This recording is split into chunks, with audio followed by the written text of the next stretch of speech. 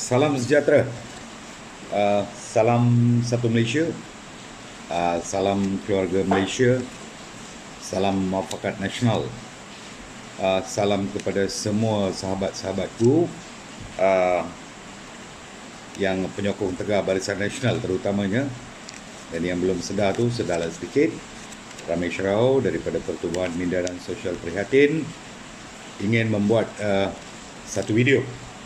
Video ni khas, saya tujukan khas kepada dua manusia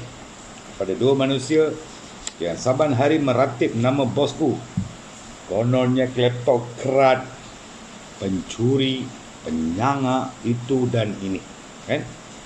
Dan saban hari kita boleh dengar saya tidak terlibat dalam urusan mahkamah dan macam-macam lagi. And isu bosku nak pergi Singapura pun dijadikan isu. Jadi saya nak beritahu dekat sini, bosku yang saya kenali secara peribadi sekian lama, bosku berjiwa besar. Bosku bukan pendendam, bosku pemaaf. Inilah tajuk video hari ini. Okey, kenapa saya kata bosku berjiwa besar, bosku bukan pendendam, bosku pemaaf? Saya mulakan dengan si poker yang bernama Tun Mahathir. Tun Mahathir ni sahabat, dia kalau kita tengok daripada tahun 2014 ataupun 15, sejak anak dia Mukhris tewas di dalam pemilihan UMNO sebagai timbalan presiden, dia dah macam kena rasuk. Itu yang satu. Yang kedua, bila Datuk Seri Najib membatalkan grant R&D percuma kepada Proton yang bernilai 1 bilion. Itu yang kedua. Yang ketiga, pengambil alihan IPP, Independent Power Provider, daripada Genting Shangyan, Tanjung, lepas tu ada tak silap saya daripada 4 atau 5 IPP oleh 1MDB. Bila benda-benda ni berlaku, dan lepas tu litar sepang F1 pun tak diberi dana lagi. So sejak bermula daripada tu, Tun Mahathir dah meracau macam kena dirasuk, macam kena rasuk hantu. Pontianak siang malam dah mula serang Datuk Seri Najib, kan? Jadi saya mesej ni untuk Tun Mahathir yang dulu. Nanti saya datang kepada seorang lagi yang cakap tak masuk campur urusan mahkamah. Tun Mahathir ni, kalau benarlah Datuk Seri Najib ni seorang pendendam, kalau betul lah Datuk Seri ni yang begitu, apa orang kata, ya, berhati batu, langsung hati kering, dia dah lama boleh lock upkan si Mahathir ni. Dah lama Mahathir dah masuk lock up dah. Sejak 2015 dia boleh masuk dah. Yang pertama, bila dia sertai Perhimpunan Bersih, bila dia mengeluarkan kenyataan-kenyataan menghina pemimpin negara pada masa itu telah terbukti salah dan boleh didakwa di bawah Akta Sosma ataupun POKA kerana mengujar kecerikan negara dan membahayakan keselamatan dan kestabilan negara. Bersih. Yang kedua, dia menipu, dia hantar 1.3 tanda tangan palsu kepada istana. Kononnya deklarasi rakyat mendesak Datuk Seri Najib untuk melepaskan jawatan pada masa itu. Tak silap saya 2016, kalau tak silap saya. Dan memfitnah. Bila Duli Yang Maha Mulia Agong enggan nak jumpa si puaka ni, dia pula membuat fitnah. Agong dipenjarakan dalam istana, dilarang. Datuk Seri Najib Razak melarang Agong untuk berjumpa dengan si puaka ni. Ini adalah fitnah yang terlampau. Lepas tu dia buat fitnah lagi, FBI akan tangkap Datuk Seri Najib Razak ini sejuru dia tiba di Amerika. Dan menjadi huru-hara Puak Pakatan Harapan pula, dan menjadikan isu ni, dia jadi kes viral, sehingga perlu dinafikan oleh kedutaan Amerika di sini. Konon tidak ada. FBI pula ada nafikan benda-benda ni. Yang keempat, kita tahu penglibatan Sarawak Report Claire Rockesell Brown. Saya adalah salah satu orang yang terlibat dalam pembongkaran penipuan Claire Rockesell Brown dengan Lester Maliani. Bagaimana diedit email tu diciplak, bagaimana email tu ditipu. Kalau benarlah email-email yang si Justo yang dia bagi tu benar, kenapa SPRM tak ambil tindakan sehingga hari ini? Kenapa tak ditubuh RCI mengenai 1MDB? Saya tahu, saya sampai ke London, saya tahu banyak bukti saya telah serahkan kepada pihak polis pada masa itu. Saya telah membuktikan penglibatan Tun Mahathir dengan Claire Rockesell Brown sehingga dia datang ke Kuala Lumpur sejurus selepas pilihan raya. Bagaimana dia minum wine dengan kelompok-kelompok Pakatan Harapan ni untuk malukan Datuk Seri Najib. Isu derma 2.6 bilion. Raja Arab, kerajaan Arab pun dah cakap dia yang derma. Malahan orang SPRM pun dah terbang ke berjumpa dengan keluarga diraja Arab. Kan? Lepas tu isu DOJ. Bagaimana DOJ bertindak balas? Ini adalah melalui satu suapan, satu derma RM5 juta US ke Yayasan Hillary Clinton. Kita tahu masa tu DOJ ni, pengarah DOJ tu memang baik dengan Hillary Clinton. Melalui Hillary Clinton mereka membuat satu membuat satu kenyataan, kononnya DOJ ni Datuk Seri Najib telah rompah duit. Tahukah anda dalam satu perenggan, dalam satu laporan dalam DOJ tidak menyebut Datuk Seri Najib? Tidak, langsung tidak menyebut Datuk Seri Najib. Yang disebut adalah putera-putera Arab yang terlibat dalam benda ni. Nama Jolo disebut dalam laporan DOJ. Nama Datuk Seri Najib maupun Datin Seri Rosmah langsung tidak disebut oleh DOJ. Ada seorang puaka kata DOJ, dia dah baca laporan DOJ mengatakan 1MDB ni Datuk Seri Najib telah rompak duit. Dekat mana ni? Saya pun dah print out dah, sampai ke Amerika pun dah saya dah pergi. Saya ada berjumpa dengan adalah tak payahlah saya nak cakap apa-apa. I teliti balik, tak ada nama Datuk Seri Najib pun kecuali PMO Malaysia Office MO1. Kalau you berani cakap MO1, kenapa tak berani cakap nama Datuk Seri Najib? Pelik kan? Kalau benarlah Datuk Seri Najib hari tu berdendam, ada lagi satu isu lagi. Saya tanya dekat Datuk Seri Najib, kenapa si puaka ni marah sangat dengan Datuk Seri Najib? Dia kata Tun Mahathir desak Datuk Seri Najib untuk meneruskan jambatan yang melencong kat Singapura tu. Dia kata kalau jambatan melencong tu, jambatan Bangkok tu, kalau diteruskan, dia akan bertemu tengah-tengah Tambak Johor. Daripada 5 lane akan menjadi 2 lane ataupun 3 lane. Akan menyebabkan kesasakan yang terlampau. Akan menyusahkan para pengguna jambatan Bangkok dengan Tambak Johor tu. Bila Datuk Seri Najib cakap, Mahathir marah. Itu isu utama. And then isu R&D untuk Proton. Berapa pula tahun Tun Mahathir jadi pengerusi Proton. Pernah diambil inisiatif untuk menjadikan Proton sebagai jenama yang terhebat dalam dunia. Tak ada, menyusahkan rakyat Malaysia juga. Harga pun mahal, kan? Lepas tu vendor-vendor semua dia punya keluarga kroni ke apa, entah kawan-kawan ke apa tak. Kan? So bila R&D tak dapat, mulalah duit. Lepas tu IPP. Dan sejak pengambilan IPP oleh 1MDB, kalau kita tengok, harga elektrik tidak pernah naik. Malahan kerajaan Barisan Nasional dulu telah memberi diskaun kepada para pengguna yang miskin. Bila pendapatan rumah kurang daripada gaji 1,500 ataupun 2,000 ringgit, ada diskaun. boleh rujuk balik kepada yang sebelum 2018 tu. Kan?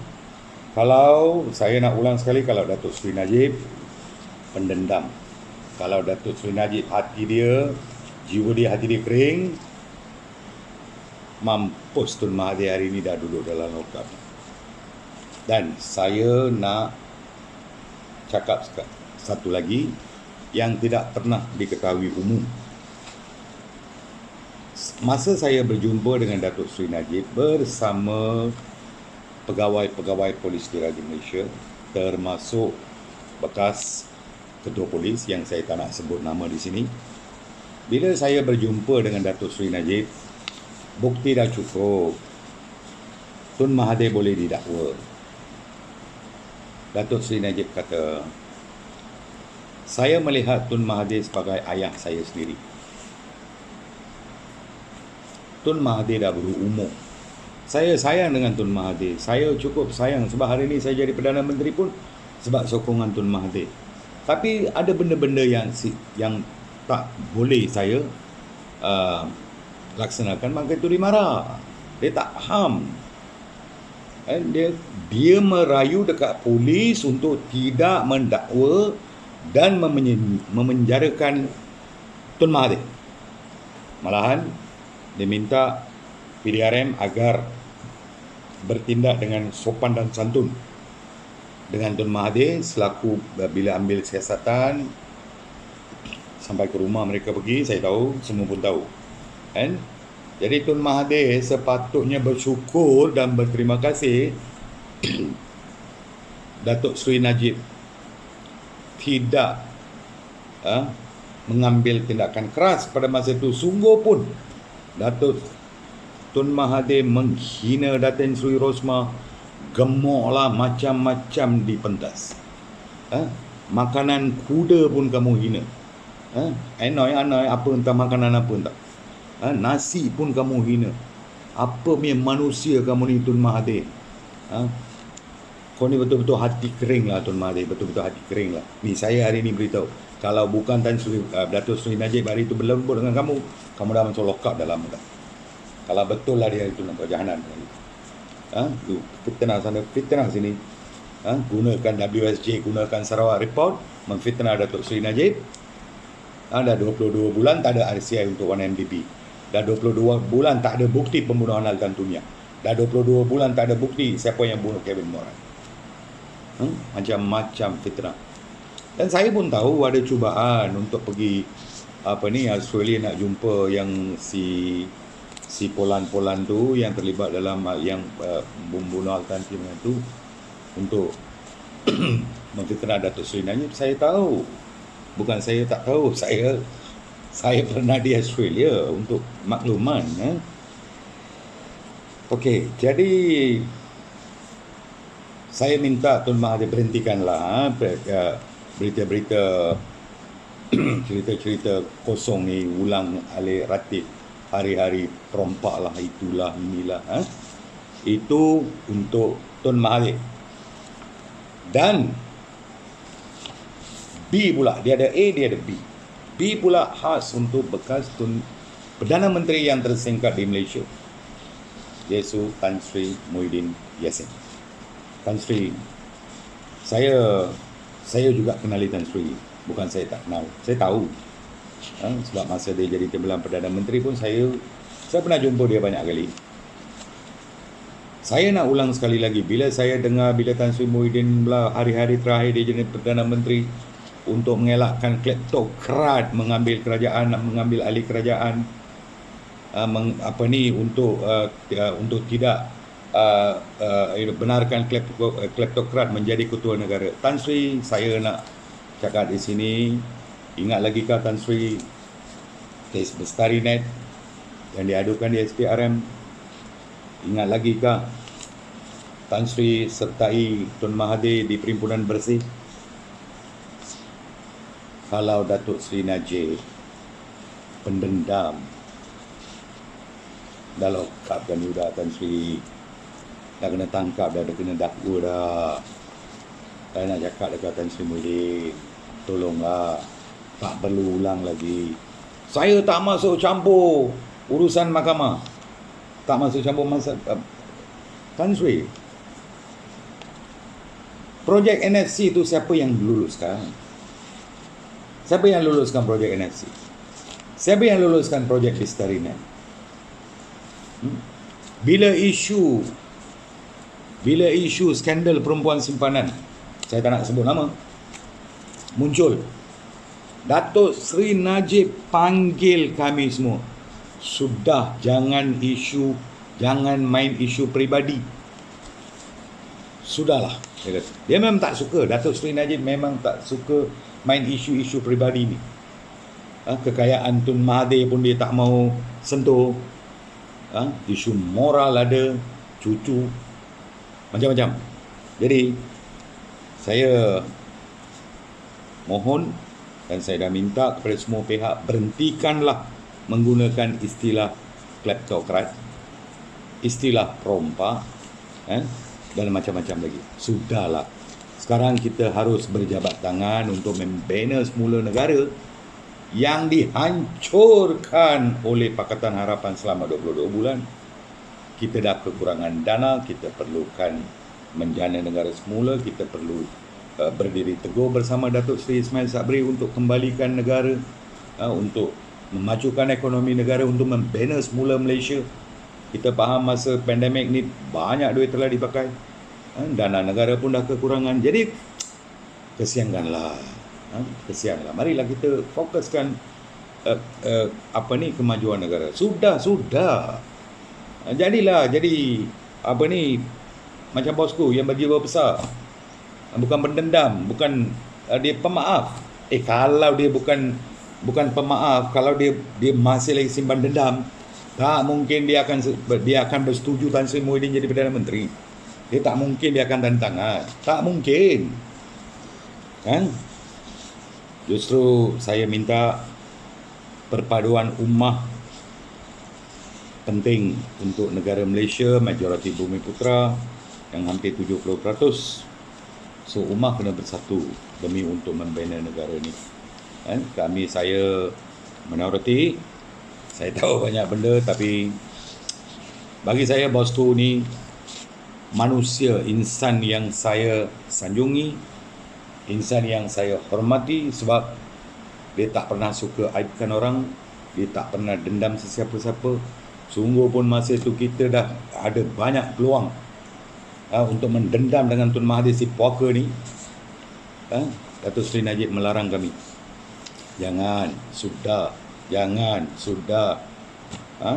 Jadi ramai yang tidak tahu benda ni, saya terpaksa beritahu sebab saya dah tak boleh tahan dengan ratipan harian puak-puak yang mengatakan kleptokrat, yang mengatakan tidak akan masuk campur dalam kes mahkamah, urusan kes mahkamah ni.